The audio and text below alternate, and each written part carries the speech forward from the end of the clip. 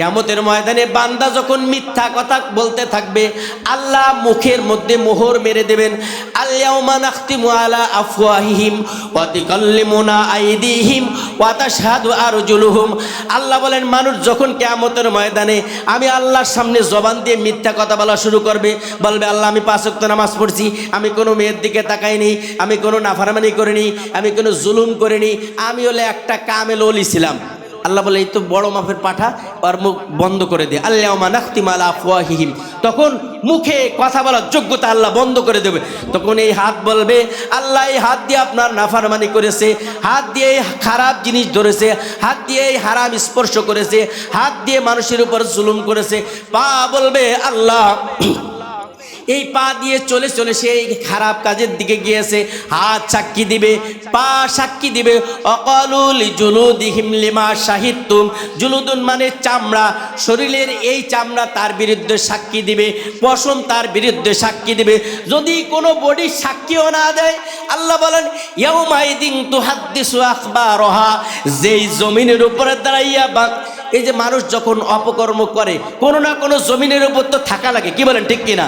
ওই জমিন তখন সাক্ষী দেবে। জমিন বলবে, আল্লাহ এই জমিনের মধ্যে দাঁড়াইয়া আপনার বান্দা হারাম খেয়েছে, এই জমিনের মধ্যে দাঁড়াইয়া আপনার বান্দা অমুক রমণীর দিকে তাকাইছে। এই জমিন বলবে, আল্লাহ এই জমিনের ক্ষমতা পেয়ে জনগণের উপর আপনার বান্দা জুলুম করেছে। এই জমিন সাক্ষী দিয়ে বলবে, আপনার বান্দা এই জমিনের উপর বসেই আপনার যত ধরনের নাফরমানি আছে সবগুলো করেছে। কি বলেন? আল্লাহর এই কুদরতি ক্যামেরা আছে কি নাই বলেন? সুতরাং আল্লাহর এই কুদরতি ক্যামেরার কথা যখন বান্দা তার কলবের মধ্যে ঢুকাবে, আর এটা তখনই ঢুকবে যখন তার মেমোরির মধ্যে মৃত্যুর চিন্তা আসবে। কি বলেন ঠিক কিনা? এই জন্য মৃত্যু যে হবে এতে সন্দেহের কারো কোনো অবকাশ আছে বলেন? নাই। রব্বুল আলামিন বলেন, কুল্লু নাফসিন যায়িকাতুল মাউত। কুল্লু নাফসিন শব্দের অর্থ হলো প্রত্যেকটা আত্মা, প্রত্যেকটা নাফস, প্রত্যেকটা প্রাণী যার জান আছে, জীবন আছে, ওই প্রাণী যায়িকাতুল মাউত মৃত্যু স্বাদ আস্বাদন করবে। প্রত্যেকটা প্রাণী কি করবে বলেন? মৃত্যু স্বাদ আস্বাদন করবে। এই জন্য রাসূল করিম সাল্লাল্লাহু আলাইহি ওয়াসাল্লাম বলেন, আকসিরু যিকরা হাদিমিল লাজ্জাতিল মাউত, তোমরা স্বাদ বিনাশকারী মৃত্যুকে বেশি বেশি স্মরণ করো। তাহলে লাভ কি? কয় স্বাদ বিনাশকারী মৃত্যুকে মানুষ যখন বেশি স্মরণ করবে, তার আখিরাতের কথা স্মরণ হবে, দুনিয়ার জিন্দেগি তার মাইক কেমন করতেছে কেন? তার দুনিয়ার জিন্দেগি সুন্দর হবে, তার আখিরাত সুন্দর হবে। মৃত্যুর কথা যার যত বেশি স্মরণ থাকবে, তার গুনাহ থেকে বাঁচা তত বেশি সহজ হবে। আর গুনাহ থেকে যে বান্দা যত বেশি বাঁচবে, সেই বান্দা জান্নাতের বেশি হকদার হবে। আর যার আমলনামার মধ্যে গুনার সংখ্যা বেশি থাকবে, সে জান্নাত থেকে দূরে থাকবে, জাহান্নামের কাছে থাকবে। বলেন নাউযুবিল্লাহ মিন জালিক। এই জন্য আমি আপনাদেরকে কি করে আপনারা জান্নাতে যেতে পারেন, জান্নাত যাতে আপনাদের কাছে চলে আসে, জাহান্নাম যাতে আপনার থেকে দূরে সরে যায়, এই কথাগুলো স্মরণ করে দেওয়ার জন্য আজকের এই প্যান্ডেলে আপনারা বসেছেন, আর আমি মঞ্চে বসে আপনাদেরকে এই কথাগুলো শুনিয়ে দিব। আল্লাহ রাব্বুল আলামিন এই কথাগুলোকে আমাদের সকলকে আমলের নিয়তে শ্রবণের তৌফিক দান করুন। আল্লাহ রাব্বুল আলামিন বলেন, কুল্লু নাফসিন যায়িকাতুল মাউত, প্রত্যেকটা প্রাণীকে মৃত্যুর স্বাদ আস্বাদন করতে হবে। ওয়া ইন্নামা তুওয়াফাউনা উজুরাকুম ইয়াউমাল কিয়ামা, আর এই মৃত্যুর মাধ্যমে তোমাদেরকে হাসরের ময়দানে উপস্থিত হতে হবে। ইলা ইয়াউমিল কিয়ামা, কিয়ামতের ময়দানে তোমাদের উপস্থিত হতে হবে। তখন রব্বুল আলামিন বলেন, ওয়াফা ইউফি মানে পরিপূর্ণ দেওয়া। দুনিয়ার জিন্দেগিতে তুমি যদি ভালো কাজ করে আসো, তাহলে তারও পরিপূর্ণ প্রতিদান দেওয়া হবে। যদি দুনিয়ার জিন্দেগিতে তুমি ভালো কাজ কম করে আসো, গুনার কাজ বেশি করে আসো, ওইটারও পরিপূর্ণ প্রতিদান দেওয়া হবে। ওয়া ইন্নামা তুওয়াফাউনা উজুরাকুম ইলা ইয়াউমিল কিয়ামা ফামান যুহসিয়া আনিন নার ওয়া উদখিলাল জান্নাতা ফাকাদ ফাস। সাথে সাথে আল্লাহ রাব্বুল আলামিন বলেন, দুনিয়ার জগতে কেউ ভালো কাজ করবে, দুনিয়ার জগতে কেউ খারাপ কাজ করবে, দুনিয়ার জগতে কেউ ইবাদত বন্দেগী করবে, দুনিয়ার জগতে কেউ খোদার নাফরমানি করবে। এই দুই দলের মধ্যে রব্বুল আলামিন বলেন, ওয়াউদখিলাল জান্নাতা ফাকাদ ফাস ফামান যুহসিয়া আনিন নার। কয় সফল কাম হলো ওই ব্যক্তি যাকে জাহান্নাম থেকে দূরে রাখা হবে, ওয়াউদখিলাল জান্নাতা, আর যাকে জান্নাতে প্রবেশ করানো হবে। সুতরাং সফল কাম হবে সেই ব্যক্তি যাকে জাহান্নাম থেকে দূরে রাখা হবে, সফল কাম হবে সে ব্যক্তি যাকে জান্নাতে প্রবেশ করানো হবে। বলেন না সুবহানাল্লাহ।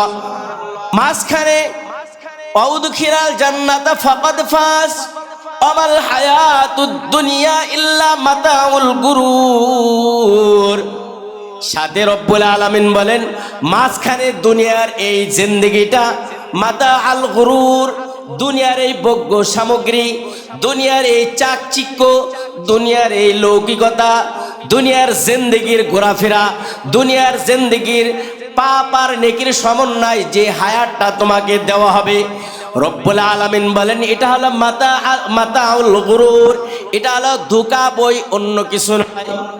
কয় কেননা দুনিয়ার এই পুরো জিন্দেগিটা আল্লাহ রব্বুল আলামিনের হিসাবে, আমার আর আপনার পুরো জিন্দেগিটা আল্লাহ তাআলার কুদরতি যে হিসাব আছে ওই হিসাবে একদিনও হয় না। কারণ আল্লাহ রব্বুল আলামিন পবিত্র কালামে হাকিমের সূরা হজের মধ্যে বলেন, ওয়া ইন্না ইয়াওমান ইনদা রাব্বিকা কাআলফি সানাতিম মিম্মা তাউদ্দুন। বলেন না আল্লাহু আকবার। আল্লাহ রব্বুল আলামিন বলেন, আল্লাহর কাছে দুনিয়ার মানুষের হিসাবে যেটা গণনা করা হয়, মানুষের কাছে যেটা 1000 বছর, ওয়া ইন্না ইয়াওমান ইনদা রাব্বিকা কাআলফি সানাতিম মিম্মা তাউদ্দুন, আল্লাহ তাআলার আদালতে আল্লাহর হিসাবে ওইটা মাত্র একদিন। বলেন না আল্লাহু আকবার।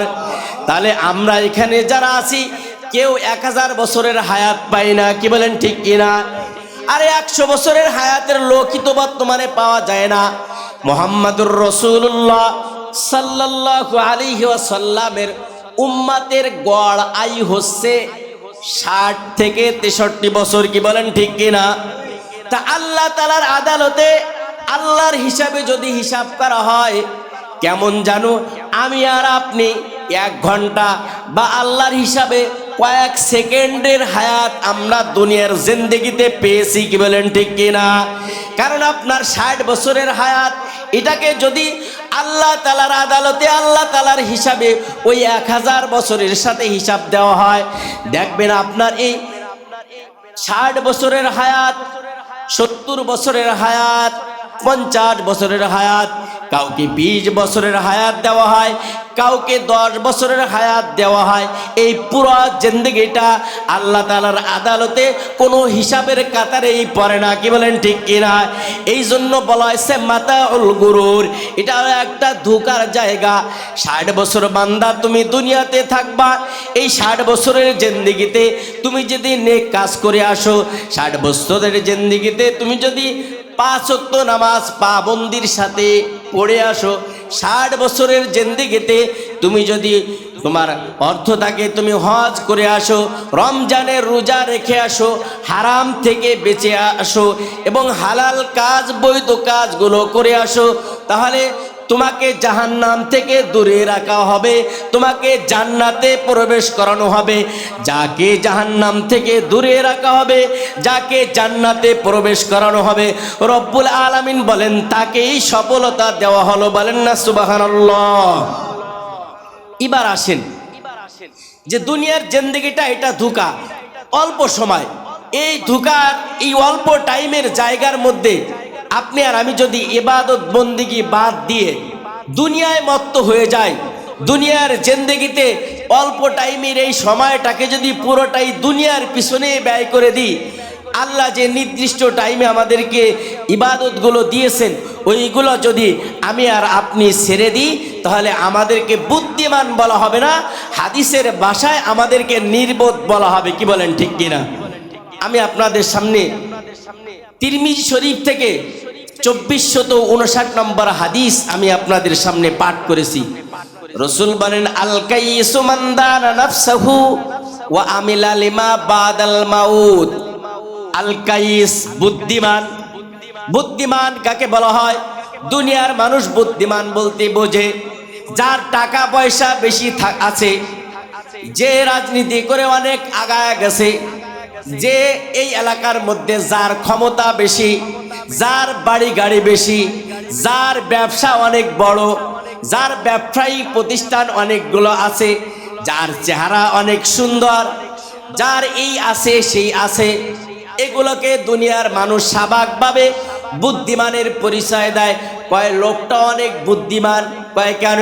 কয় তার ব্যবসা অনেক সুদূর প্রসারী, বিশাল লম্বা ব্যবসায়ী, সে অনেক টাকার মালিক।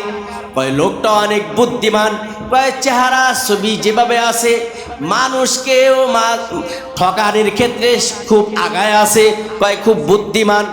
কয় লোকটা বড় বুদ্ধিমান। কয় কেন? কয় এবারের নির্বাচনে তিনি এমপি হিসাবে জয়ী হয়েছেন তার বুদ্ধির কারণে। আল্লাহ এবং তার হাবিব এই সমস্ত মানুষদেরকে বুদ্ধিমান বলেন নাই।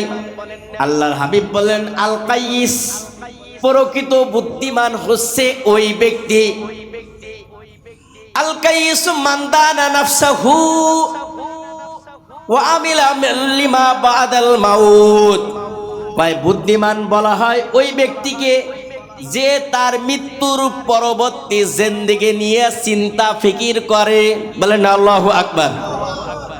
বুদ্ধিমান তাকেই বলা হয় মৃত্যুর পরে তার একটা জগৎ আছে, এই জগতের নাম হচ্ছে কবর জগৎ। দুনিয়ার মানুষেরা মনে করে মানুষ মারা গেছে, তার সব শেষ হয়ে গেছে। না ভাইরা, মানুষ মারা গেলে তার সব শেষ হয়ে যায় না। ইমানদার যে, মৃত্যুর পরেই তার আর একটা জগতের সূচনা হয়। কি বলেন, ঠিক কিনা? কারণ মানুষের চূড়ান্ত হাসরের বিচারের আগে তিনটা জগৎ। কয়টা জগৎ? একটা জগৎকে বলা হয় রূহের জগৎ, যেখানে মানুষের নিজস্ব কোনো ক্ষমতা আর কর্তৃত্ব থাকে না। ওই জগৎ থেকে আল্লাহ রাব্বুল আলামিন আমাদেরকে মায়ের রেহেমের প্রেরণ করেছেন। ওই জগৎ থেকে আল্লাহ দ্বিতীয় আর একটা জগতে আমাদেরকে বের করেছেন, যেটাকে বলা হয় আলমে দুনিয়া, এই দুনিয়ার জগৎ। তাহলে একটা হচ্ছে রূহের জগৎ, ওইখানে বান্দার কিছু করার ক্ষমতা থাকে না। দ্বিতীয় আর জগতে আমাদেরকে আল্লাহ প্রেরণ করেছেন, এটা হলো দুনিয়ার জগৎ। এই জগতে আল্লাহ রাব্বুল আলামিন বান্দাদেরকে ইচ্ছা স্বাধীনতা দান করেছেন, আবার যেমন খুশি তেমন চলতে পারবে না। এই সতর্কতা অবলম্বনের জন্য রব্বুল আলামিন যুগে যুগে এই বান্দাদেরকে তার রবকে চিনানোর জন্য নবী রাসূল প্রেরণ করেছেন। কি বলেন, ঠিক কিনা? বান্দা যাতে তার রবকে ভুলে না যায়, বান্দা যাতে তার খালেককে ভুলে না যায়, এই কথা স্মরণ করানোর জন্য নবী রাসূল এখন আসবে না, কিন্তু নবীদের ওয়ারিস উলামা ইকরাম কিয়ামত পর্যন্ত থাকবে। তাদের মাধ্যমে সতর্ক করা হবে দুনিয়া এটা ধোঁকার জায়গা, এই জায়গায় শুধু ধোঁকা আর ধোঁকা। এখানে থাকা অবস্থায় তোমার আখিরাত অন্বেষণ করতে হবে, এখানে থাকা অবস্থায় তোমার রবকে তোমার স্মরণ রাখতে হবে, এখানে থাকা অবস্থায় তোমার রবের পূর্ণ গোলামি করতে হবে। কি বলেন, ঠিক কিনা? যদি তুমি তোমার রবের গোলামি করে আসো তাহলে তুমি প্রকৃত বুদ্ধিমান, আর যদি তুমি তোমার রবকে ভুলে যাও তাহলে তোমাকে বুদ্ধিমান বলা হবে না, তোমাকে হাদিসের ভাষায় বলা হবে নির্বোধ। কি বলেন, ঠিক কিনা? রাসূল বলেন, আল আজিজ মান আতবা নাফসাহু হাওয়াহা। কয় নির্বোধ বলা হয় ওই ব্যক্তিকে যে আল্লাহ এবং তার রসুলের অধীন থাকে না। আল্লাহ এবং তার রসুল তাকে যে আদেশ আর নিষেধ করেছেন সেটা সে মানে না। নামাজের সময় নামাজ পড়ে না, রোজার মাসে রোজা রাখে না, হজ ফরজ হইলেও হজ আদায় করে না, হারাম থেকে বাঁচে না, সুদ থেকে বাঁচে না, কোনো প্রকার গুনার খাস থেকে বাঁচে না। মান আতবা নফসাহু হাওয়াহা, বরং শরিয়াত গর্হিত আল্লাহর নিষিদ্ধ যত পথ আছে তার নফস যেটাই মানতে বলে সেটার অনুসরণ সে করে। আল্লাহর হাবিব বলেন তাকে বুদ্ধিমান বলা হয় না, বরং আমি নবী বললাম সে হলো নির্বোধ, সে হলো নাদান, সে হলো একেবারে খবিস টাইপের মানুষ। কি বলেন ঠিক কিনা? কারণ যে তার রবের গোলামি করে না, রবের আদেশ মানে না, যে তার রসুলের কথা শুনে না, সে কখনো বুদ্ধিমান হতে পারে না, সে হলো প্রকৃত নির্বোধ। কি বলেন ঠিক কিনা? এজন্য হাদিসের ভাষায় বুদ্ধিমান বলা হয় যে মৃত্যুর পরবর্তী জীবন নিয়ে চিন্তা ফিকির করে, মৃত্যুর পরবর্তী জীবনের জন্য সামান দুনিয়ার জগৎ থেকে কি করে সংরক্ষণ করে। এই জন্য বলতেছিলাম মানুষের জগৎ হলো কয়টা? হাসরের চূড়ান্ত বিচারের আগে জগৎ হলো তিনটা। একটা হলো রুহের জগৎ, দ্বিতীয়টা হচ্ছে এই দুনিয়ার জগৎ। এই জগৎটা হলো আখিরাতের ক্ষেত, এখান থেকে আখিরাতের কামাই করে যেতে হবে। 3 নম্বর জগৎ হলো আলমে বারজখ, কবরের জগৎ। সুতরাং মৃত্যুর পরে মানুষের শেষ নয়, বরং মৃত্যুর মাধ্যমে মানুষের আর একটা জগতের শুরু হয়। কি বলেন ঠিক কিনা? অনেক শুনেছেন, কিন্তু আজকের এই কথাগুলো ভালোভাবে বোঝার চেষ্টা করুন যে মৃত্যুর পরে আমরা মনে করি কি বলি, ও মারা গেছে, আর সব শেষ হয়ে গেছে। না, আর শেষ হয়নি। আমি আর আপনি মরার পরে আপনার আর আমার আর একটা জগৎ শুরু হয়ে যায়। কি হয়ে যায় বলেন? আর একটা জগৎ শুরু হয়ে যায়। এই জগতে, দুনিয়ার জগতে আপনার সাহায্যকারী সহযোগী অনেকেই থাকে। আপনার বাবা মা থাকে, আপনার ভাই বোন থাকে, আপনার বন্ধু বান্ধব থাকে। দুনিয়ার জগতে ক্ষমতাবান অর্থওয়ালা হলে তার লোকের কোনো অভাব থাকে না। কি বলেন ঠিক কিনা? এই জগতে সমস্যায় পড়লে এই সমস্যা সমাধানের বিভিন্ন মাধ্যম আছে। এই মাধ্যমে আপনি এই জগতে সাহায্য সহযোগিতা পেয়ে যান।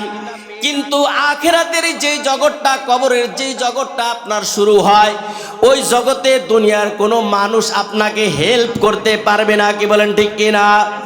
ওই জগৎ যখন শুরু হয়, ওই জগতে ওইখানে ও আপনার সাথী সঙ্গী থাকবে। ওইখানে সাথী সঙ্গী আছে কি নাই বলেন? আছে। কি সাথী বলেন? দুনিয়ার কোনো মানুষ ওখানে সাথী সঙ্গী হবে না। ওইখানের 1 নম্বর সঙ্গী হবে আপনার দুনিয়ার নেক আমল অথবা আপনার বদ আমল। কি বলেন ঠিক কিনা? আপনি যদি নামাজ 5 ওয়াক্ত সময় মতো পড়ে থাকেন, কবরের জগতে নামাজ আপনার সঙ্গী হবে।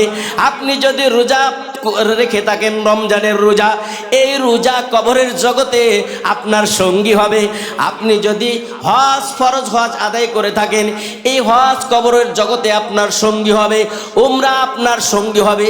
আপনি যদি হালাল খেয়ে থাকেন, এই হালাল খাদ্য কবরের জগতে আপনার সঙ্গী হয়ে যাবে। আপনি যদি সৎ কাজের আদেশ করে থাকেন, এই সৎ কাজ কবরের জগতে আপনার সঙ্গী হয়ে যাবে। আপনি যদি আপনার সাথে যেই নেকির ফেরেশতা আর বদির ফেরেশতা ছিল, আপনি যদি নেকির ফেরেশতাকে খুশি করে থাকেন, কবরের জগতে নেকির ফেরেশতা আপনার সঙ্গী হয়ে যাবে। কি বলেন ঠিক কিনা?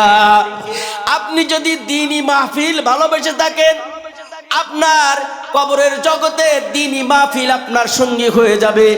আপনি যদি আল্লাহ আর তার রাসূলকে পছন্দ করে থাকেন, আল্লাহ এবং তার রাসূলের হুকুম আর আহকাম মেনে থাকেন, কবরের জগতে দুনিয়ার কোনো নেতা আপনার সঙ্গী হবে না, আপনার বন্ধু আপনার সঙ্গী হবে না, আপনার স্ত্রী আপনার সঙ্গী হবে না, আপনার ভাই আপনার সঙ্গী হবে না, আপনার কলিজার টুকরা সন্তান আপনার সঙ্গী হবে না।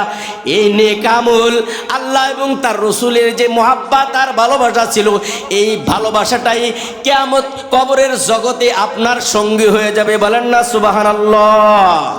তাহলে এবার বলেন, যারা এই ভালোবাসার মানুষদেরকে নিয়ে যেতে চায় তারা বুদ্ধিমান নাকি নির্বোধ? বলেন, তারা হলো প্রকৃত বুদ্ধিমান। আর যদি আপনি ওই জগতের জন্য দুনিয়ার জগৎ থেকে কিছু সংরক্ষণ না করে যান, আপনি যদি বেনামাজি থাকেন, তাহলে বেনামাজি থাকার কারণে আপনার গুনাহটা কবরে আপনার সঙ্গী হয়ে যাবে, বলেন না নাউজুবিল্লাহ। আপনি যদি বেপরদায় চলেন, মা বোনদেরকেও বলতেছি, আর যুবক ছেলেদেরকেও বলতেছি, বৃদ্ধ বাবাদেরকেও বলতেছি, আপনি যদি বেপরদায় চলেন, ইসলামের বিধান লঙ্ঘন করে চলেন, এই হারামের গুনাহটা কবরে আপনার সঙ্গী হয়ে যাবে। আপনি যদি এলাকার সবচেয়ে বড় ইন্টারন্যাশনাল সুদখোর হন, এই সুদের গুনাহটা কবরে আপনার সঙ্গী হয়ে যাবে। আপনি যদি এলাকার সবচেয়ে বড় টপ টেরর মস্তান হন, এলাকার মানুষকে ভীত সন্ত্রস্ত রাখতেন, এলাকার মানুষকে আপনি কষ্ট দিয়েছেন, এলাকার মানুষকে আপনি বিভিন্নভাবে সাজা দিয়েছেন, তাহলে এই সাজার গুনাহটাই কবরে আপনার সঙ্গী হয়ে যাবে। কি বলেন ঠিক কিনা? এভাবে আপনি যদি জালেম হন, মানুষের উপর জুলুম করে থাকেন, অন্যায়ভাবে মানুষের সম্পদ আত্মসাৎ করে থাকেন, ভাইদের সম্পদ আত্মসাৎ করে থাকেন, বোনের সম্পদ আত্মসাৎ করে থাকেন, এই গুনাহটাই কিয়ামতের ময়দানে যাওয়ার পূর্বেই কবরের মধ্যে আপনার সঙ্গী হয়ে যাবে। কি বলেন ঠিক কিনা? এই জন্য আপনি যদি ভালো কাজ করেন, নেকির কাজ করেন, তাহলে নেকিও আপনার সঙ্গী হবে। আপনি যদি বদি করেন, পাপ কাজ করেন, এই পাপ ও কবরের মধ্যে আপনার সঙ্গী হবে, বলেন না নাউজুবিল্লাহ। হাদিসের মধ্যে আসছে, মানুষকে যখন দাফন করে আসা হয়, দাফন করার পরে যদি নেক আমল, ভালো আমল করে থাকে, ভালো কাজ করে থাকে, তার এই পুরো ভালো আমলকে রব্বুল আলামিন একটা নেক সূরাতে একটা মানব আকৃতি দান করেন, বলেন না সুবহানাল্লাহ।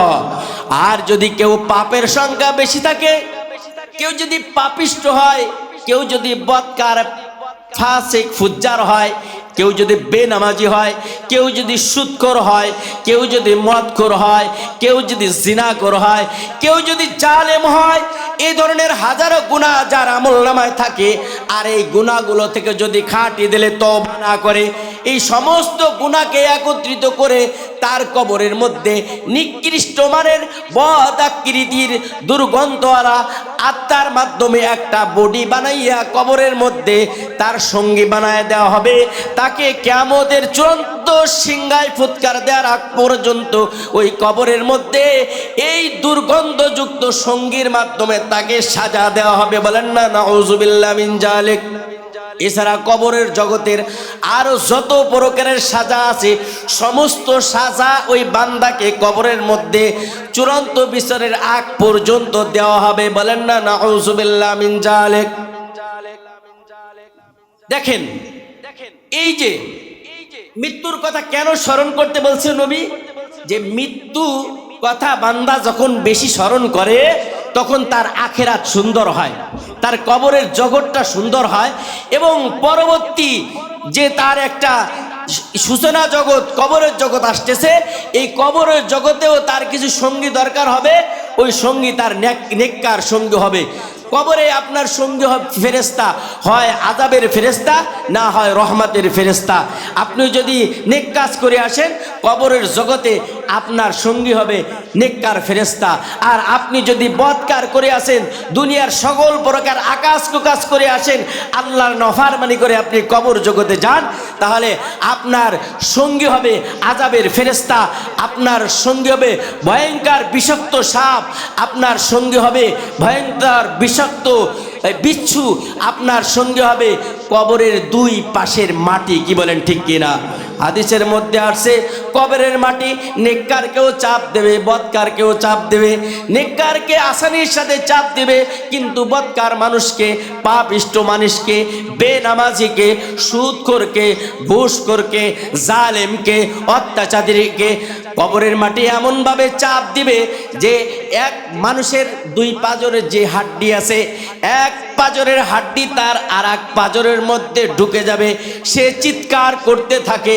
আল্লাহ রাব্বুল আলামিন তার হাবিবের মাধ্যমে জানাইছেন, কবরের মধ্যে যখন আযাব হয়, দুনিয়ার মানুষ আর জিন ব্যতীত অনেক পশু পাখি এই মানুষের আযাব কি করে শুনতে পায়, বলেন না নাউজুবিল্লাহ মিন জালিক। আল্লাহ তাআলা আমাদেরকে কবরের আযাব থেকে হেফাজত করুন, সকলে বলেন আমিন। এবার আসেন, আমাদের সমাজে এমন অনেক যুবক আছে তার জিন্দেগির 20 বছর 30 বছর বেনামাজি অবস্থায় কাটাই দিয়েছে, কি বলেন ঠিক কিনা? আজকের এই মাগরিবের নামাজের কথাই চিন্তা করেন, বাংলাদেশে যদি 16 কোটি বা 20 কোটি মানুষ হয়, এর ভিতরে যদি 18 কোটি মুসলমান হয়, এই 18 কোটির মধ্যে চিন্তা করবেন হয়তোবা 10 কোটি বা 8 কোটি মানুষ হয়তোবা মাগরিবের নামাজ পড়েছে, আর 10 কোটি মানুষ কি করে নামাজ পড়েনি। এবার বলেন, যে 8 কোটি মানুষ নামাজ পড়লো তারা হলো বুদ্ধিমান, আর যেই 10 কোটি মানুষ মাগরিবের নামাজে অংশগ্রহণ করলো না, এই 10 কোটি মানুষ হলো আল্লাহ এবং তার রসুলের ভাষায় প্রকৃত নির্বোধ, কি বলেন ঠিক কিনা? আরো কিছু নির্বোধের পরিচয় আপনাদেরকে দিই। এই যে বৃহস্পতিবার রাত গেছে, 31 নাইট আমাদের দেশের কিছু মানুষ উদযাপন করছে কি করছে না বলেন? এরা কি বুঝে করছে নাকি না বুঝে করছে? আরে বুঝেই করছে, এরা হলো প্রকৃত নির্বোধ, কি বলেন ঠিক কিনা?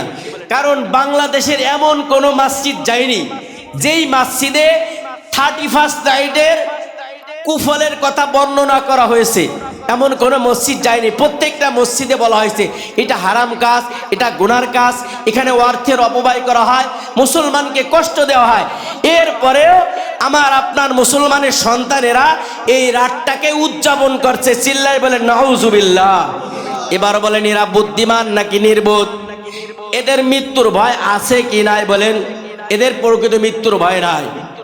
এই জন্য মানুষের গুনাহ যখন ব্যাপক হয়ে যায়, তখন আল্লাহ তাআলা মানুষকে সতর্ক করার জন্য ব্যাপকভাবে আল্লাহ তাআলা সাবধান করেন।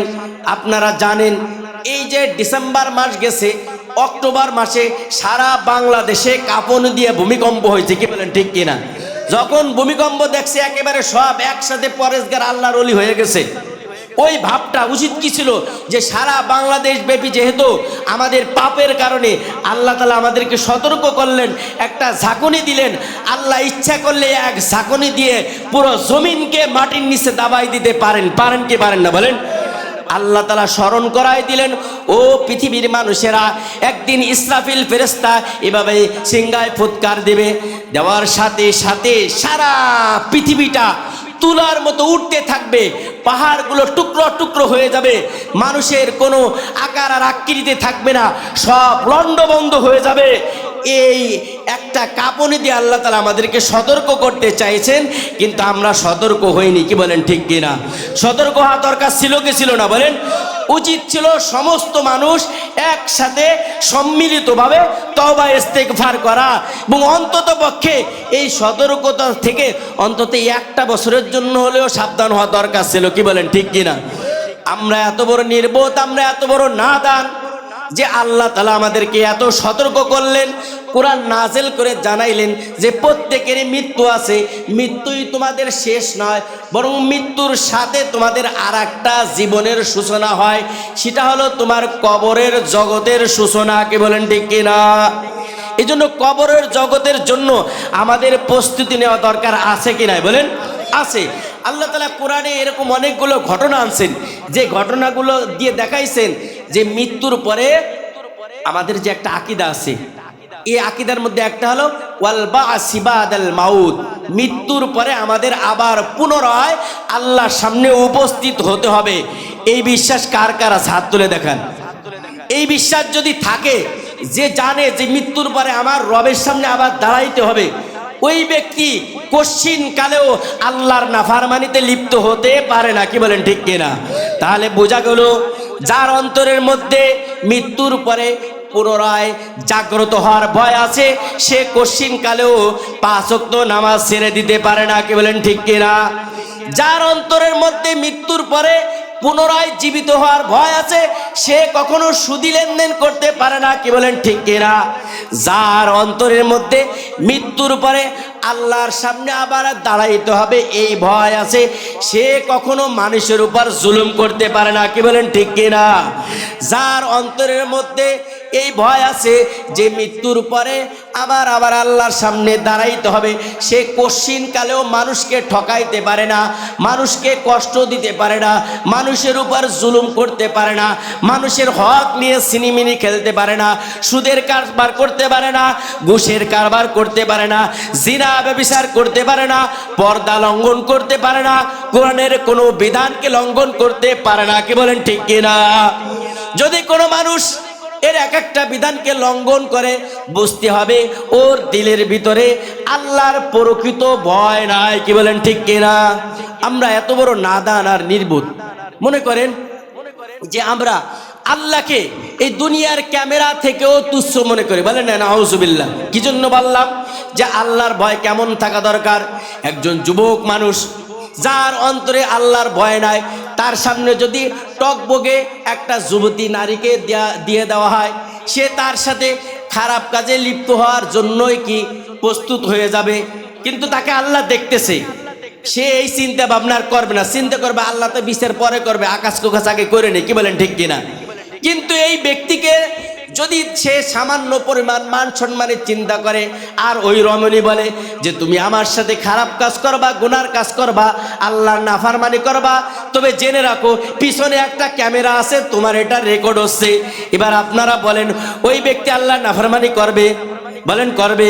যত পাওয়ারফুল ব্যক্তি হোক না কেন, সে যখন জানবে পিছনে একটা ক্যামেরা আছে, ওই ক্যামেরা দিয়ে আমাকে রেকর্ড করা হচ্ছে, সে কশিন কালেও আল্লাহর নাফরমানি করবে না। কি বলেন ঠিক কিনা?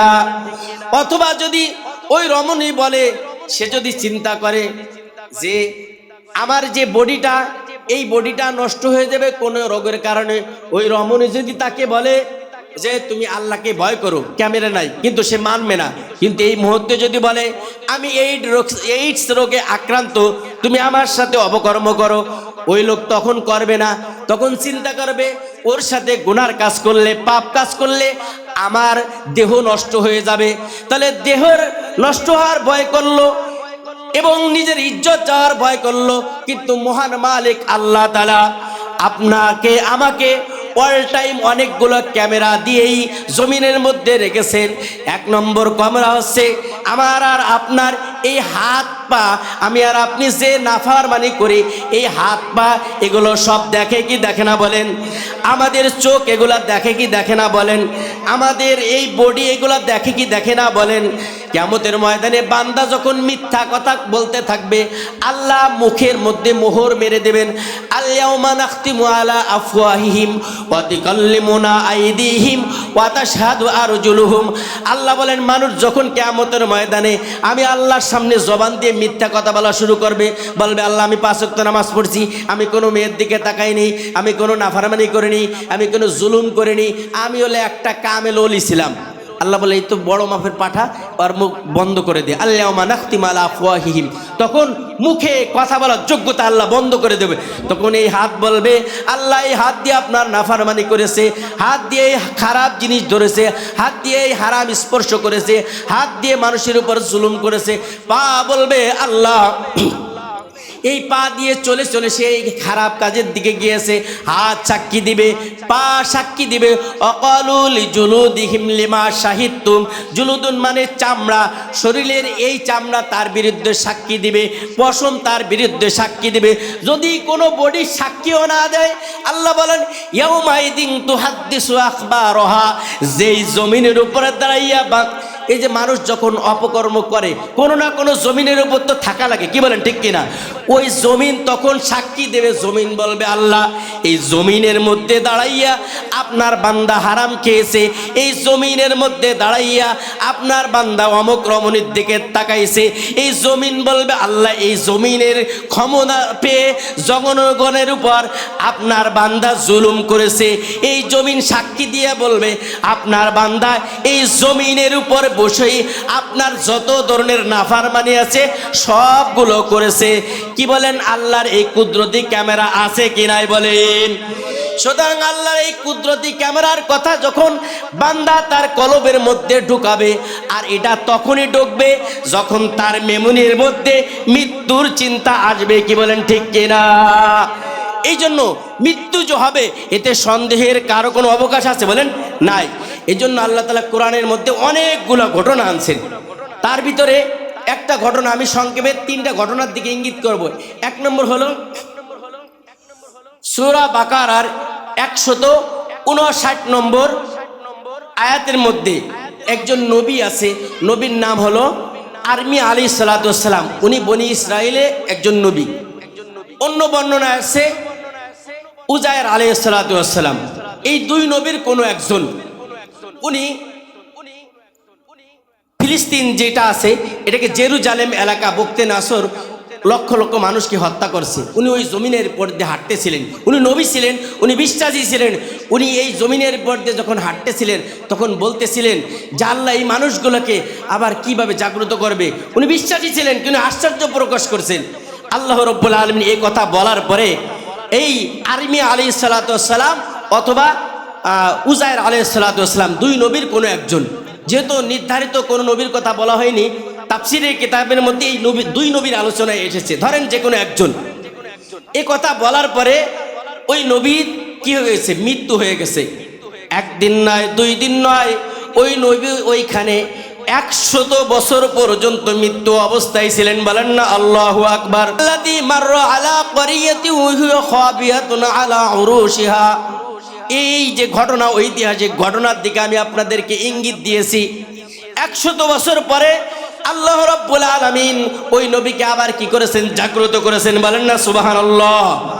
আল্লাহ তাআলা নবীকে 100 বছরের জন্য মৃত্যু দিলেন, আবার 100 বছর পরে কেন জাগ্রত করলেন? এর মূল কারণ হলো জগতের মানুষদেরকে আল্লাহ দেখাতে চেয়েছেন, ও পৃথিবীর মানুষেরা, আল্লাহ যেভাবে তোমাদের অনস্তিত্ব থেকে অস্তিত্ব দান করেছে, তোমাদের কোনো জীবন ছিল না, আল্লাহ নিজ কুদরতে জীবন দিয়েছেন। তোমাদের কোনো বডি ছিল না, আল্লাহ নিজ কুদরতে বডি দিয়েছেন। আল্লাহ তাআলা তোমাদেরকে দুনিয়ার জগতে প্রেরণ করেছেন। এই জীবনের পরে তোমাদের আর একটা নতুন জীবন আল্লাহ তাআলা দান করবেন। এটা আল্লাহর কাছে কোনোভাবেই অসম্ভব না, সব কিছু আল্লাহর কাছে সম্ভব। কে বলেন ঠিক কিনা? কোরআন নাযিল করে ওই ঐতিহাসিক ঘটনা দিয়ে আল্লাহ তাআলা দেখাইলেন যে একজন নবীকে আমি 100 বছরের জন্য অফার দিয়েছি।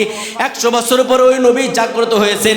100 বছর পরে নবী জাগ্রত হওয়ার পরে আল্লাহ তাআলা বললেন, হে আমার নবী, হে আমার পয়গম্বর, তুমি এখানে কত সময় ঘুমিয়েছিলা? নবী যেহেতু নিজের সম্পর্কে নির্ধারিত বলতে পারেনি, কোরআনের ভাষায় এসেছে, নবী বললেন আমি 1 দিন অথবা তার থেকে আরো কিছু সময় বেশি ছিলাম।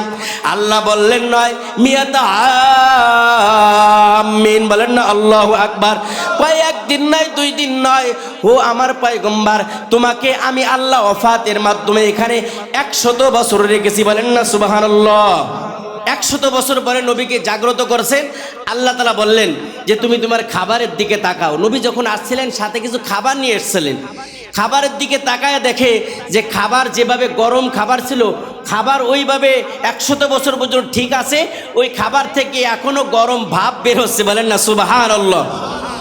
আল্লাহ রাব্বুল আলামিন বলেন, ও হিমারিকা, হিমার মানে গাধা। আল্লাহ বললেন, হে নবী, আপনি আপনার ওই গাধার দিকে তাকান। গাধা, যেই গাধায় চড়ে নবী আসছিলেন, গাধার দিকে তাকায় দেখে গাধা একেবারে হাড্ডিসার কঙ্কালে রূপান্তরিত হয়েছে। গাধার কোনো চিহ্ন নাই, কিছু হাড্ডি কঙ্কাল এগুলো দেখা যায়। আল্লাহ বললেন, হে আমার পয়গম্বর, আপনি ওই গাধার দিকে তাকায় থাকেন, আমি কিভাবে এই মৃত গাধাকে জীবিত করি। পয়গম্বর ওই গাধার দিকে তাকায় আছেন, দেখলেন যে আল্লাহ রাব্বুল আলামিনের আদেশে ওই গাধা আগে যেরকম সবল শক্তিশালী মজবুত ছিল, নবীর সামনে ওই গাধা শক্তিশালী মজবুত হয়ে আবার দাঁড়ায় গেল। বলেন না সুবহানাল্লাহ। আল্লাহ রাব্বুল আলামিন ওই পয়গম্বরকে তখন বললেন, পয়গম্বর, আপনাকে আমি যেভাবে জীবিত করেছি, এই মৃত গাধাকে আমি যেভাবে জীবিত করেছি, আপনাকে আর এই গাধাকে আর এখানে যত মানুষ মৃত্যুবরণ করেছে, কিয়ামত পর্যন্ত যত মানুষ মৃত্যুবরণ করবে, তাদের সকলকে আমি আল্লাহ এভাবেই জাগ্রত করব। বলেন না সুবহানাল্লাহ। 2 নম্বর ঘটনা, আল্লাহ রাব্বুল আলামিনের জালিলুল কদর পয়গম্বর, আমাদের জাতির পিতা হযরত ইব্রাহিম আলাইহিস সালাতু ওয়াস সালাম। আল্লাহ বলেন, ওয়া ইদ ক্বালা ইব্রাহিম রাব্বি আরিনি কাইফা তুহিল মাউতা। আল্লাহ রব্বুল আলামিন আল্লাহকে সম্বোধন করে ইব্রাহিম পয়গম্বর বললেন, আল্লাহ আমার দেখতে মনে চায় আপনি মৃত্যুকে কিভাবে জীবিত করেন। আল্লাহ বললেন, ক্বাল আওয়ালাম তুমিন, তুমি কি বিশ্বাস করো না আমি মৃত্যুকে জীবিত করতে পারি? আল্লাহর নবী ইব্রাহিম পয়গম্বর বললেন, ক্বালা বালা, আল্লাহ এতে সন্দেহের কোনো অবকাশ নাই, অবশ্যই অবশ্যই আমি বিশ্বাস করি। ওয়ালাকিন লিয়াতমাইন্না কলবি, কিন্তু আমি আমার অন্তরে প্রশান্তি চাই, আমি একটু বাস্তবে দেখতে চাই যে কিভাবে আপনি মৃত্যুকে জীবিত করেন। বলেন না সুবহানাল্লাহ। আল্লাহ রাব্বুল আলামিন তখন ওই পয়গম্বর ইব্রাহিম আলাইহিস সালাতু ওয়াস সালামকে বললেন, ক্বালা ফাকুদ আরবাআতাম মিনাত তায়রি ফাসরুহুন্না ইলাইক। আল্লাহ তাআলা বললেন, হে আমার পয়গম্বর, হে ইব্রাহিম, তুমি 4টা পাখি, এটাকে তুমি বাজার থেকে খরিদ করে আনো, ওই 4টা পাখিকে তুমি পোষ মানাও। পোষ মানানোর পরে এই 4টা পাখিকে একসাথে জবাই করো, গোস্তগুলোকে একসাথে মিলাও। এভাবে মিলানোর পরে এই গোস্তের একটা অংশ, এখানে কয়েকটা পাহাড় আছে, বিভিন্ন পাহাড়ে এই গোস্তের অংশগুলা ছিটায়া দাও। এরপরে ইব্রাহিম আলাইহিস সালাতু ওয়াস সালাম কি করলেন, 4টা পাখি খরিদ করলেন, পাখিকে পোষ মানাইলেন, যে নিজে ডাক দিলেন নিজের কাছে চলে আসে। এরপরে আল্লাহর হুকুম অনুযায়ী পাখিগুলোকে জবে করলেন, গোস্তগুলোকে একত্রিত করে বিভিন্ন পাহাড়ে ছড়ায় ছিটাই দিলেন। আল্লাহ এবার বললেন, হে আমার পয়গম্বর, ওই পাখিদের নাম ধরে এবার তুমি ডাক দাও, দেখো আমি কিভাবে মৃতদেরকে জীবিত করি। ইব্রাহিম পয়গম্বর তখন এক একটা পাখির নাম ধরে ডাক দিয়েছে। আল্লাহ তাআলার কুদরতে গোস্ত থেকে বিভিন্ন পাহাড়ে গোস্তের যে টুকরা ছিটায়া দেওয়া হয়েছিল, ছড়ায়া দেওয়া হয়েছিল, ওই সমস্ত গোস্তগুলো একত্রিত হইয়া যে পাখি যেভাবে ছিল ওইভাবে জীবিত অবস্থায় ইব্রাহিম পয়গম্বরের ডাকে সাড়া দিয়ে তার সামনে উপস্থিত হয়ে যায়। বলেন না সুবহানাল্লাহ। এই ঘটনা দিয়ে পৃথিবীর মানুষদেরকে আল্লাহ তাআলা জ্বালাইলেন, ও পৃথিবীর মানুষেরা, এই মৃত পাখিগুলোকে আমি যেভাবে জীবিত করেছি তোমাদেরকেও আমি আল্লাহ একদিন জীবিত করব। বলেন না সুবহানাল্লাহ। এই সূরা বাকারার মধ্যে আল্লাহ তাআলা মৃতদেরকে বাস্তব জীবিত করার আরো একটা ঘটনা এনেছেন, সেটা হলো সূরা বাকারার 242 নম্বর আয়াত। কয় নম্বর আয়াত বলেন? 242 নম্বর আয়াত। আল্লাহ তাআলা বলেন, আলাম তারা ইলাল্লাযীনা খরাজু মিন দিয়ারিহিম, ওই সমস্ত মানুষদের কথা চিন্তা করো, উলুফুন হাজারাল মাউত, যারা ছিল হাজারে হাজার, কত বলেন? হাজারে হাজার মানুষ মৃত্যুর ভয়ে কি করেছেন, একটা এলাকায় মহামারী লেগেছে, বনি ইসরায়েলের একটা কম তাফসীরের মধ্যে আসছেন, তখন তারা চিন্তা করছে এই এলাকায় থাকলে তো মানুষ মারা যাচ্ছে, আমরা এই এলাকায় থাকবো না, যে এলাকায় মানুষ নিরাপদ থাকে ওই এলাকায় আমরা চলে যাব। আল্লাহ কায় হায়াত আর মৌতের মালিক কে বলেন? আল্লাহ যদি কাউকে মৃত্যু দিতে চান, পৃথিবীর কারো তাকে বাঁচানোর ক্ষমতা নাই। আর আল্লাহ যদি কাউকে জীবিত রাখেন, পৃথিবীর কারো ওই মানুষকে মৃত্যু দেওয়ার ক্ষমতা নাই। কি বলেন ঠিক কিনা?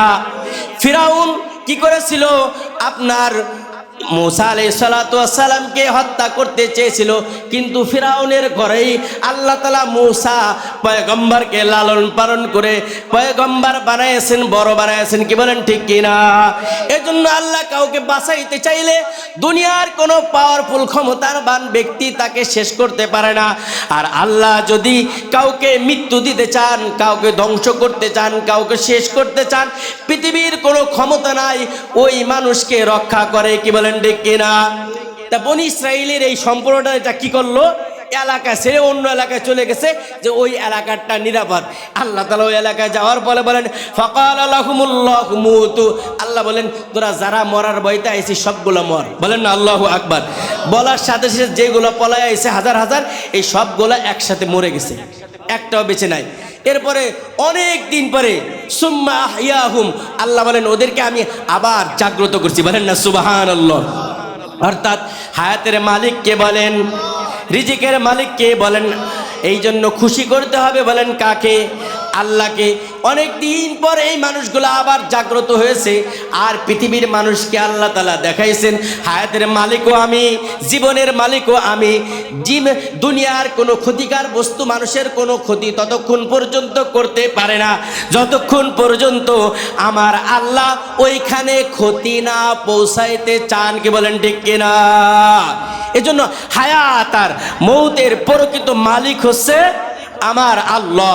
এই জন্য আমি আপনাদেরকে বলবো যে আজকে যে আয়াতে কারিমে আপনাদের সামনে তেলাওয়াত করেছিলাম, কুল্লু নাফসিন যায়িকাতুল মাউত, প্রত্যেক প্রাণীকে একদিন মৃত্যুর স্বাদ আস্বাদন করতে হবে। ওয়া ইন্নামা তুওয়াফাউনা উজুরাকুম ইলা ইয়াউমিল কিয়ামা, আল্লাহ বলেন কিয়ামতের ময়দানে ভালো কাজ যা করে আসবা ওটারও পরিপূর্ণ প্রতিদান দেওয়া হবে, খারাপ কাজ গুনার কাজ যেটা করে আসবা ওইটারও পরিপূর্ণ প্রতিদান আল্লাহ তাআলা তোমাদেরকে দান করবে। ভালোর প্রতিদান কে দেবে বলেন? আর খারাপের প্রতিদান কে দেবেন বলেন? এটা পরিপূর্ণ প্রতিদান আমরা কোথায় গেলে পেয়ে যাব? হাসরের ময়দানে আমরা পেয়ে যাব। আল্লাহ তাআলা বলেন ওয়া ইন্নামা তুওয়াফাউনা উজুরাকুম, পরিপূর্ণ প্রতিদান দেওয়া হবে। কখন দেওয়া হবে? ইলা ইয়াউমিল কিয়ামা, কিয়ামতের ময়দানে। এখন কথা হলো প্রতিদান দেওয়ার সময় কে সফল আর কে ব্যর্থ? আল্লাহ তাআলা বলেন ফামান সুহসিয়া আনিন নার, সফল কাম হলো ওই ব্যক্তি যে নেক আমল নিয়ে আসবে, আর নেক আমলের বরকতে রব্বুল আলামিন তাকে জাহান্নাম থেকে দূরে রাখবে, তার থেকে জাহান্নামকে দূরে ঠেলে দিবেন। অউদখিলাল জান্নাতা ফাকাদ ফাস, আর নিজ দয়ায় নিজ অনুগ্রহে তাকে সরাসরি জান্নাতে প্রবেশ করাবেন। বলেন না সুবহানাল্লাহ।